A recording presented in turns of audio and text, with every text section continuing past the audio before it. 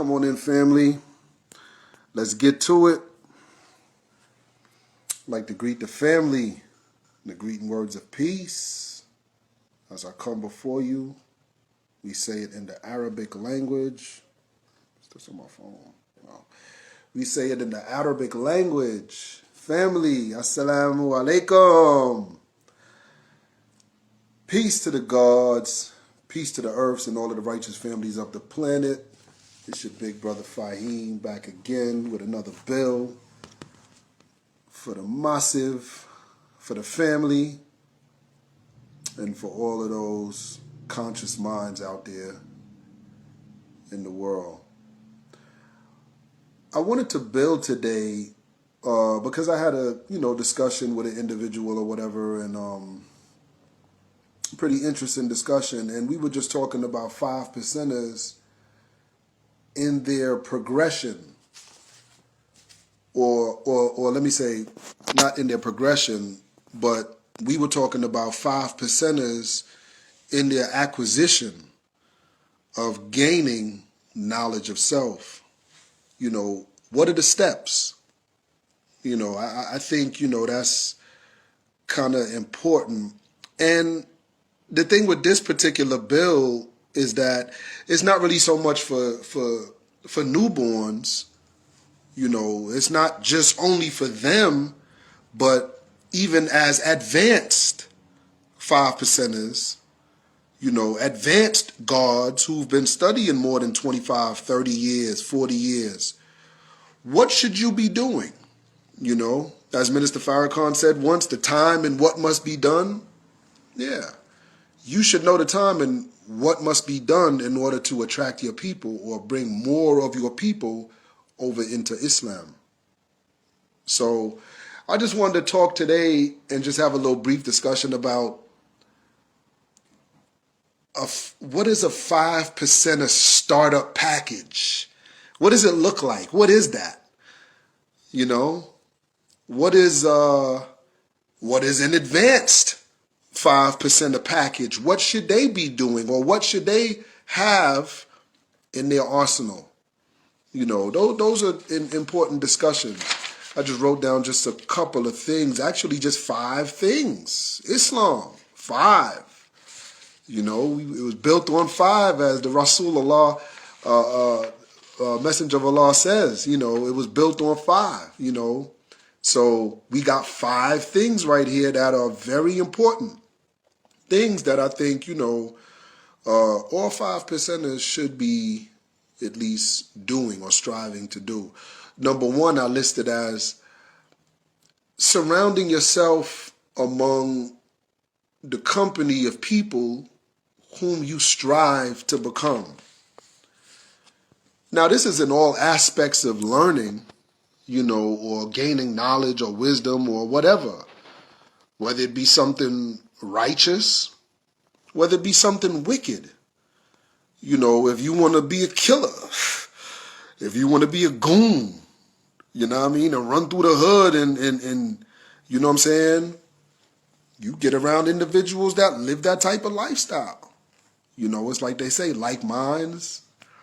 So you get with like minds and you study those like minds and you see what they do and how they rip and run through the streets and how they get busy in the street, and then you try to duplicate that.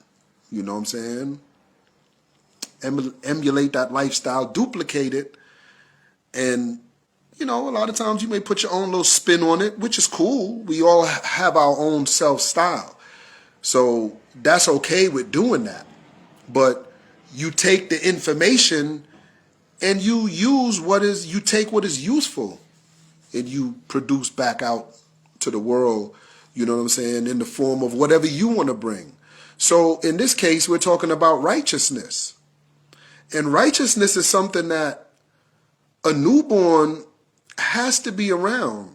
If you ever notice children, when they're like 2, 3, 4, 5, they sit down and they'll just stare, like they staring at you. They looking at adults like, like, why are you staring at me? Why are they looking at me? Why?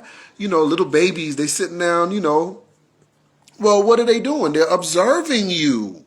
They're gaining knowledge. Knowledge is acquired through, listening, observation, showing respect, for, okay, this individual has a level of knowledge that I can use and I can learn something from this person. So you listen to that person. You don't try to disrespect that person or try to overtalk that person. Give them the respect of speaking their mind and what they got to say. Because in a lot of cases, it can actually aid you in your growth and development as an individual.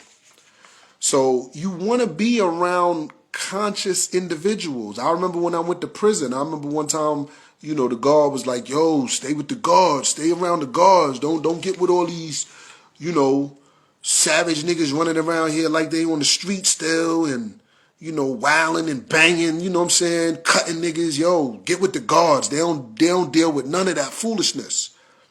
And I took his advice. You know what I mean? I was young, like 21, 22. Anybody that been, especially in the lockup, I wasn't even in the joint yet. But in the detention center, where you're being detained, going back and forth to court, dudes in there getting it popping. It's like the Rumble Royal, the brawl up in that joint. You know what I'm saying? So you can take yourself away from that madness by getting around individuals who, every day they wake up, they fasting together, they building together, they going through lessons and degrees together, they're studying together. They don't have time to deal with all of the madness. They're trying to grow and develop self. This is one of the main things that you want to strive to do as a newborn 5%er just coming into the knowledge of yourself. It's not all about just the quoting and the, a lesson by heart, you can quote it and we're like, oh yeah, he's God now. Yeah, all hail to God. No, it don't work that way. I tell people all of the time, if there's one thing that I wish or would hope to accomplish with, my YouTube channels is I want to put the 5%ers on a different frame of thought. Because a lot of us think as baby gods. You know what I'm saying? We think as ignorant 85%ers running around here who don't want no discipline. We don't want nobody telling us what we need to do and what we supposed to do. We don't want nobody telling us that. We want to do what we want to do. We want to go off of our own thinking, and our own thinking is what has trapped us in the condition that we're in. That, of course, with the aid and the help of the white man, the beast, but our own thinking in a lot of cases puts us in those positions because we don't have to listen to the white man. Today, he's not actually literally putting a gun to your head, making you go out there and rob your own brother or rape your own sister or sell crack in your community or rap about selling crack in your community or rap about being a slut and a hoe. That's your decision to keep on doing that. You don't have to do that. So a God is someone who has the ability to make decisions, to make choices. You have that. You have that. That's innate. That's within you. So always surround yourself around the type of company that you choose to become like.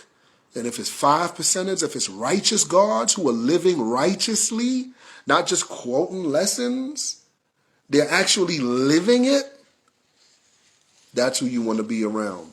Because as I said, that mentality is something I want to bust up.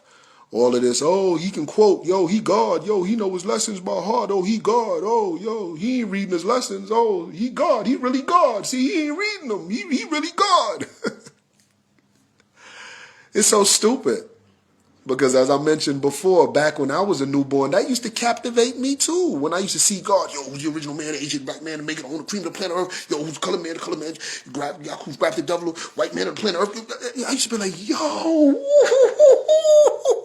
yo, boy, it's deep.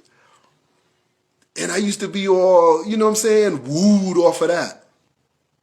But then I'm the type of person, because I actually do, I guess it's just in my DNA, it's innate, you know, but because I'm a person that always likes to just fact check, to go back and let me see if what they were saying is, because other people are going to ask me to show and prove. You know, when you go to school and you do a math problem and the teacher's like, well, how did you get the answer?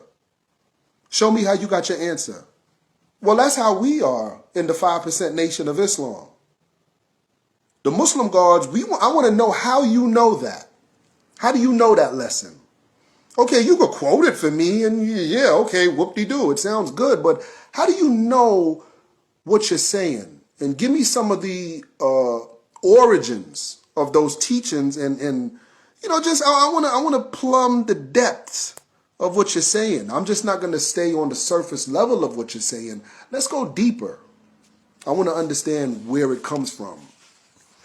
So the second point that I want to mention is always go back to the root of whatever you're studying. And that kind of like ties into what I was just saying. I want to know where this comes from. I want to know who are the authors of it. And even if the latter generation of this particular school of thought took this knowledge or this information and you somehow feel that they've advanced this information to a higher degree, well, still, I need to know something of the historical, text. I want to see what the original teachers and the original elders who taught this lesson, what did they say and how does it,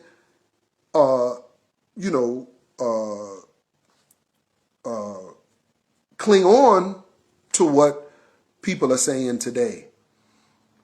I want to be able to join those teachings in with what is being taught today.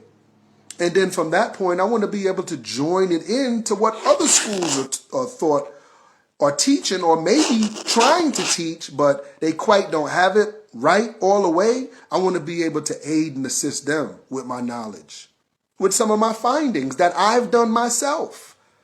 I didn't just hear Elijah Muhammad say something and I took it on face value, even though he's the messenger of Allah. So what? I still go fact check Elijah Muhammad.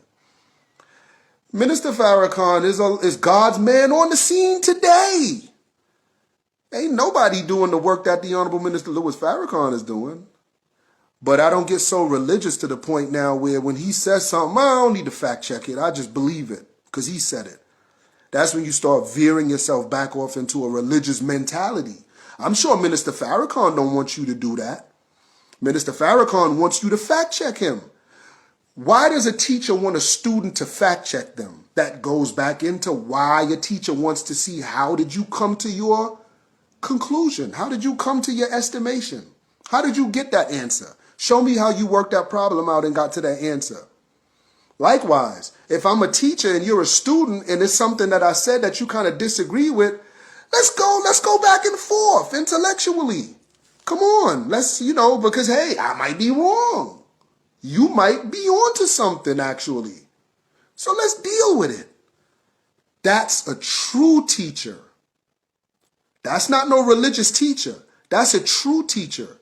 And that's how Minister Farrakhan, that's how the Honorable Elijah Muhammad, and I'm pretty sure that's how Master Fard Muhammad, all of these three great men carried themselves. And we could even extend that into Marcus Garvey, Drew Ali, and some of our other greats.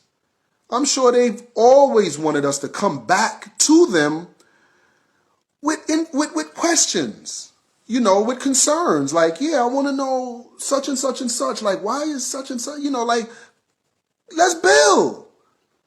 A teacher loves that when a student can open themselves up and you can now see in that student where they may need a little push or a little, adjusting, if anything, in the teaching to kind of get them to see the point that you're trying to make.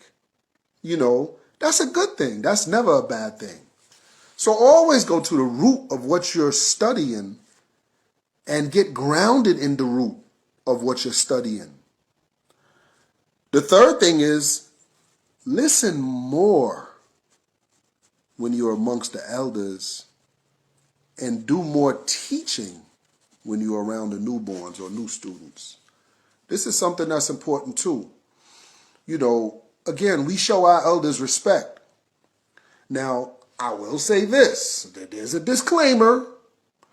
There's a, because, and I remember building with one of the guards, shout out to the guard, my guard brother, Equality, you know what I mean? Eternal, upon self, Eternal, the guard Bilal. I know me and him talked about that once. And a lot of our elders today really ain't elders. They don't carry themselves as elders, and they don't have the knowledge or the wisdom of elders. Some of them, I'm not going to say a lot, but some of our elders are not, people that you can sit down and dialogue with. Some of them have even gotten trapped back off into the religious world to where, hey, it's whatever my pastor said, I'm going to do it. Hey, it's whatever my imam said, I'm going to do it. You know what I'm saying? And there's a gap that's been created, and we need to close that gap. But I will say, traditionally, you're really supposed to do more listening when you're around your elders. And when I'm talking about your elders, I'm not just talking about people that's older than you physically. They don't even necessarily have to be older than you, but they could be younger than you. But because we are talking about, this is in the spiritual sense, right? The quote unquote spiritual world, if you will, not to sound spooky about spiritual world like someplace else, but we're talking in terms of spirituality. So in terms of spirituality, someone could be 30 years old and someone could be 50 years old. And the one 30 years old has a lot more knowledge, wisdom, and understanding than the 50-year-old. So therefore, the 50-year-old needs to humble themselves as an adult, as an elder, and sit down and listen to the youth. Sit down and listen to the younger brother and learn something. Redirect your energy. Redirect your thoughts. There's some things that you may need to contemplate within yourself. That's important to do. A lot of times we don't do that. We don't sit down and self-reflect after we've studied something. You're supposed to sit quietly. I remember one of my enlighteners told me that one time. After you sit and study, or you get through, you don't go outside and go play, or go outside and go run and go do something. No, you sit. It's almost like after you make prayer or you make salat. You don't just get up and run all out. No. Some of the Muslims may sit there still for another 15, 20 minutes with their dhikr beads and their, reciting the attributes of Allah. Like all of that symbolic with religion, but in real life, in real time, we're talking about study. So with study, it's the same thing because the mind is faceted on something. And during a prayer or a study, you're focused. So after that prayer is over now, or that study is over, the mind is still in a state of focus. It's still in an analytical stage of focus, trying to learn and figure out and computate. So therefore, you sit down and you reflect after you study. And then when you get around the elders, you listen. You ask questions. You listen. That's the only time you should be speaking, is when you're asking a question. Now, when you get around newborns or new students, you're supposed to be doing more of the talking, not them.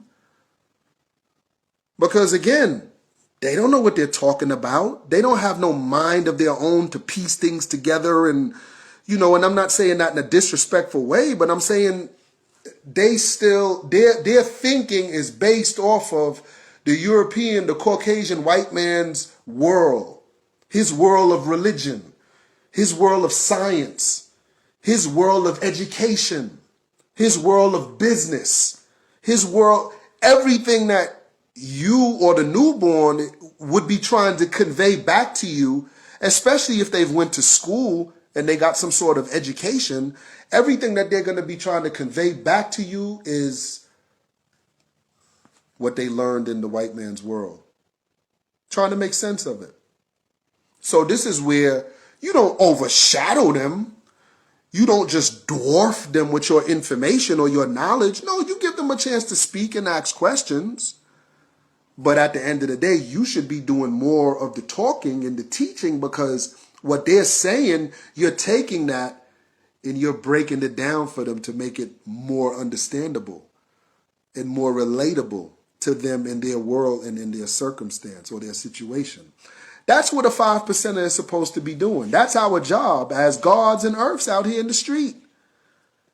You know, listen more when you're around the elders or the gods who've been studying a long time, and speak or teach more when you get around the youth or the newborns, right? So that's 3. 4 would be learn and devote yourself to a trade skill and study business. Very important. So after we've acquired this knowledge of self and we've, grown in the knowledge, and we're now, great mighty gods walking around in the community, and people know, oh, yo, that brother right there, yo, he got, you know what I'm saying? People coming to check you for information, and you know what I'm saying? Like, they rating you among the scholars and the top gods and you're everyone's favorite enlightener. And, once you've grown to that status, one thing that I've come to learn, and this is just me and my own self-development and independent studies, one thing that I've come to learn is that the 85% follow the money. They follow the money. It's the nigga with the bread, boy. It's that nigga with that bread, boy. Right? The females, they want the nigga with the dough. Ain't that's what it always been? I had to come to realize that. This is what the 85%, the ignorant, uncivilized in our community, what they flock to. So they respect you because, yeah, you got a little knowledge. You could drop a little jewel here and there, and you know what I'm saying? They see you with all the jewelry on. You dropping all the jewels and stuff. They see that. But if you're broke, hungry, naked, and out of doors, or every time you see dudes on the block, you got to borrow money, yo, I'm messed up right now, yo, let me hold something, yo, let me, or, whatever. You living with a female, or you living with someone who basically is giving you orders. You ain't the God. They telling you what to do and when you need to come in and when you need to be home, you know what I'm saying, before the sunlight go down and whatever. You won't get respected in that type of world. Because, and I heard Minister Farrakhan say this once, and it's right and exact. And I think the Honorable Elijah Muhammad also said the same thing. They said, if you live with a woman and you're not able to provide for that female, if she got to put money in your pocket, every time she get her check, she got to break you off, you're not working, you just sitting around the house, you're not really doing nothing. Or even if you are working, you got little, little minimum wage jobs, you going out working every day, little, day labor jobs at the labor department or whatever, or, you ain't really doing nothing. It's hard for her to respect you as a man. It's hard for her to come to you for advice or any type of, to look at you as that male, that dominant alpha male figure. It's hard for her to see you like that. Because although she would want to see you in that light, because she may still love you, it's like, you're a little boy. You don't know how to take care of yourself. You can't even provide for yourself. You can't provide for me and a family, so, you know what I'm saying? So it makes it hard for her to respect you. Well, the same thing if we look in the black community as a whole. Because the 85% are the poison animal eaters who don't have the knowledge of themselves and don't know their origin in this world, and they worship a mystery god and pray to some spooky force floating around in space, whether it be male or female in the black community, they look at you pretty much in the same light. Like, nigga, you can't even take care of yourself. You can't even provide for yourself. So they'd rather go out there and look at the other gods, and when I say the other gods, I'm talking about, these fake make-believe gods that the Illuminati puts out there before us so that we could be like, oh, wow, yeah, the Jay-Z's and all these other brothers out there, fake woke brothers, but they got money. These dudes is caked up. So guess what? Even though Diddy said the black man is God, and hey, I'm gonna follow him. Even though that was all I ever heard him say or whatever, and hey, I don't care. He got dough. I'm following him. We going after the bread, right? So it dawned on me that as 5%ers, we getting all this knowledge, and we understand when you become a 5%er, especially a 5%er in the Nation of Islam, the Muslim gods, one of the things that we learn and we take to heart is study and research. We like hard body. We don't play when it comes on to that at all. Research, study, and research studies. Even experiments. Like if a God is able to do that and produce that for the people, like, we're really into that. But my thing is, why not take that same level of study, that same, enthusiasm or that same zeal and put it into a study to build yourself and to learn a skill for yourself? Brother Clarence 13X told us that, y'all need to learn a trade. And he said that because that's important when it comes on to nation building. He knows nobody, when I'm dead and gone, my nation ain't gonna do nothing because y'all niggas ain't gonna build nothing. Y'all don't even got no skill. Y'all barely know y'all lessons, half-ass. And then y'all niggas don't got no skill. Y'all running around here selling crack, selling heroin, selling drugs, robbing people. That ain't gonna last. You're gonna be in prison. Go to college and get you a college education if you a school type of person. But I understand school ain't for everybody. So if that's not your thing, if that's not your cup of tea, what you need to be doing is devoting 6 months to a year of your time to go to a trade school and learn plumbing, learn diesel mechanic, learn electrical work, learn, HVAC. I can go on and on and on. Learn these things. These are trades that can literally put money in your pocket, and you don't have to go work for the white man. Because that's another thing. Oh, you God, but why you working for the white man? You can't provide for your chef, God? You can't provide for your chef?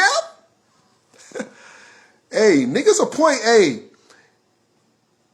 will point the finger at you real quick if they see you on some fake-ish real fast.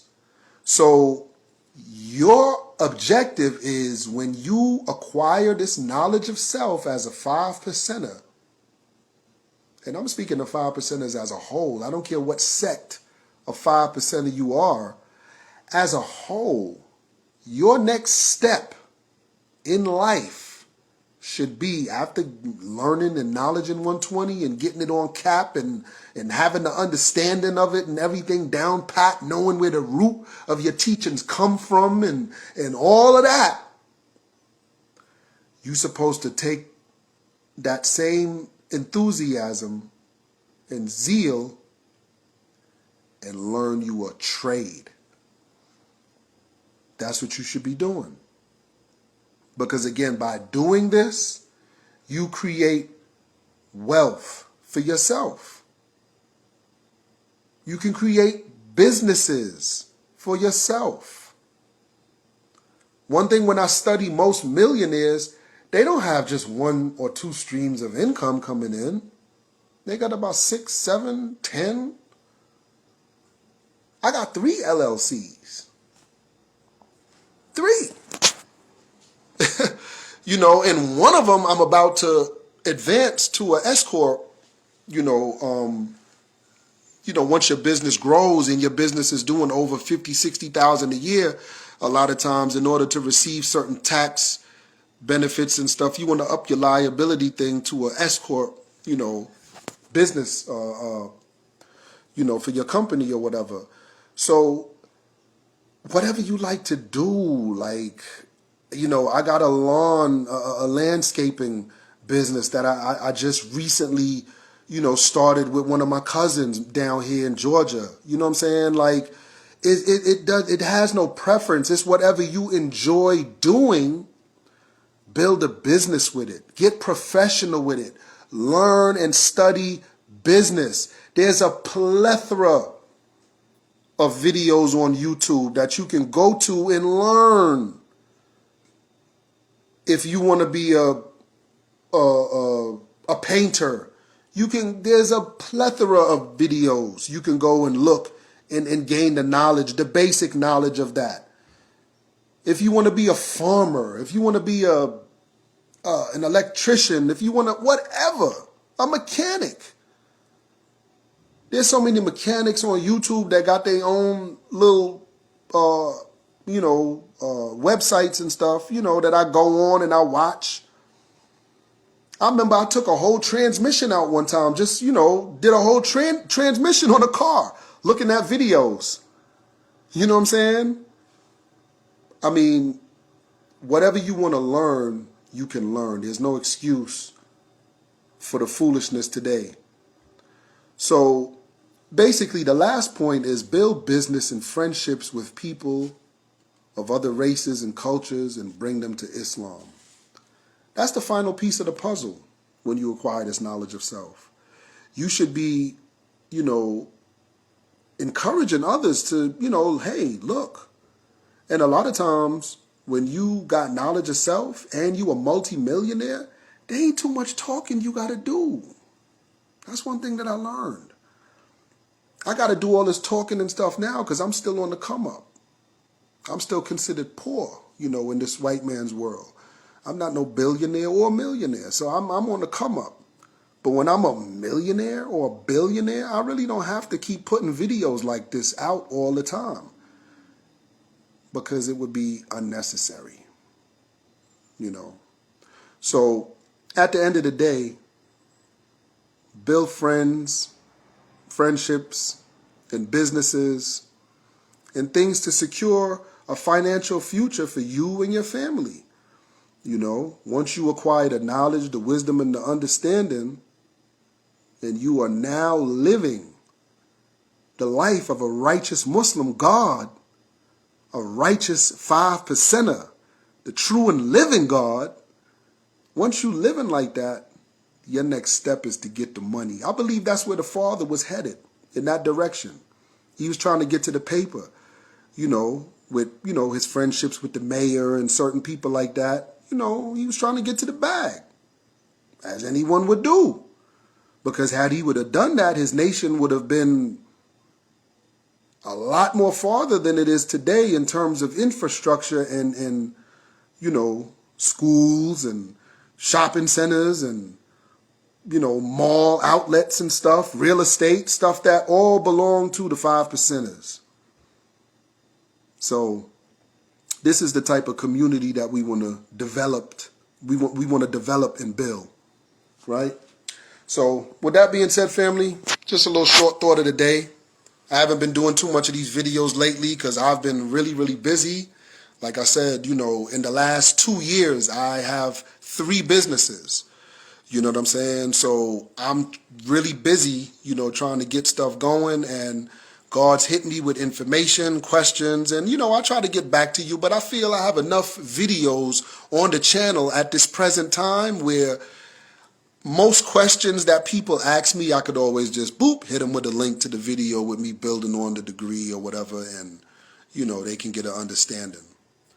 But with that being said, family, just take those 5 principal things of the 5 percenters into practice. And I can just about guarantee your success as a righteous God. So with that being said, family, I'll leave you as I came in the greeting words of peace. We say it in the Arabic language. Assalamu alaikum. Peace to the gods, peace to the earths and all of the righteous families of the planet. Peace. Conscious brothers say the Bible's been plagiarized. The Son of Man makes the planet spin in harmony. I'm planting seeds of righteousness, so come and farm with me. I see the beast staring at me with their pagan eyes. Conscious brothers say the Bible's been plagiarized. The Son of Man makes the planet spin in harmony. I'm planting seeds of righteousness, so come and farm with me. Wickedness been around since the Bible days. 85% of Babylon was idol praise. The Christ figure in the scriptures got his title raised. He's coming back to crush the wicked like a tidal wave. The early part of the millennium is Satan's doom. Before I raised the dead to life, I had to shake the tomb. He plans to raise the bar every time you jump the broom. They plan to kill the male seed, they want to slump the groom. The beast creates vaccines to take you niggas off. I'm spitting hardcore raps, cause all you niggas soft. They want mass incarceration of the black youth. I repel snitch niggas, you know I'm rat proof. You probably work for the feds, the men in black suits. Use a fake Lil Weezy, a little black goof. I came to break the cross and